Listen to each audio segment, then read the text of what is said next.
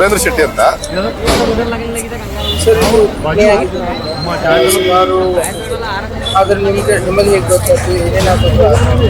ರಾತ್ರಿ 12:30 hotel close ಮಾಡಿ ಹೋಗಿದ್ದೀವಿ.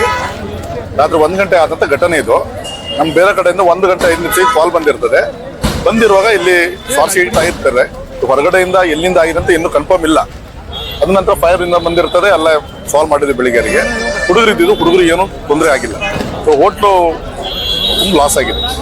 ಸರ್ ಕೇಳಿ ಬರ್ತಿದ್ದೆ ಒಬ್ಬ 3 ಅಂತಸ್ತು ಏನೂ ಇಲ್ಲ ಎಲ್ಲ ಹೇಳ್ತಾ ಇದ್ದಾರೆ ಗ್ಯಾಸ್ ಸ್ಫೋಟ್ ಆಗಿದೆ. ಹೇಳೋರು ಒಬ್ಬೊಬ್ಬರು ಒಂದನ್ನು ಹೇಳ್ತಾರೆ. ಏನು ನಾವಿದ್ದೀನಿ ನಮ್ಗೆ ಗೊತ್ತುಂಟಲ್ಲ ಏನಾಗಿದೆ ಅಂತ. ತೊಂದರೆ ಏನೂ ಆಗಿಲ್ಲ ಹುಡುಗರಿಗೆ. ಗ್ಯಾಸ್ ಸ್ಫೋಟ ಏನೂ ಆಗಿಲ್ಲ. ಆಗಿದ್ದು ಏನಿದೆ ಇದು ಶಾರ್ಟ್ ಸರ್ಕ್ಯೂಟ್ ಆಗಿದೆ. ಅದು ಎಲ್ಲಿಂದ ಅಂತ ಗೊತ್ತಿಲ್ಲ. ಕಂಬದಿಂದ ನಾವು ಒಳಗಡೆನೆ ನಮ್ಗೆ ಕ್ಲಿಯರಿಟಿ ಸಿಕ್ಕಿಲ್ಲ.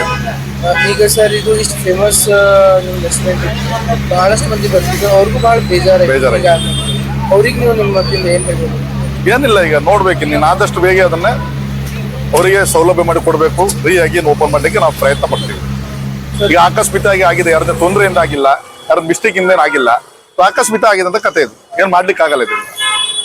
ಸರ್ ಎಷ್ಟು ಲಾಸ್ ಆಗಿರ್ಬೋದು? ಲಾಸ್ ಲೆಕ್ಕ ಇಲ್ಲ. ಯಾಕಂದ್ರೆ ಪಾರ್ಟ್ನರ್ಸು ಓನರ್ಸು ಎಲ್ಲ ಏನು ಬಂಡವಾಳ ಹಾಕಿರ್ತೀವಿ, ಅದೇನು ಲೆಕ್ಕ ಆಗಿಲ್ಲ. ಯಾಕಂದ್ರೆ ಇನ್ನು 1 ಇಯರ್ ಆಯ್ತು ಅಷ್ಟೇ ಅಲ್ಲ.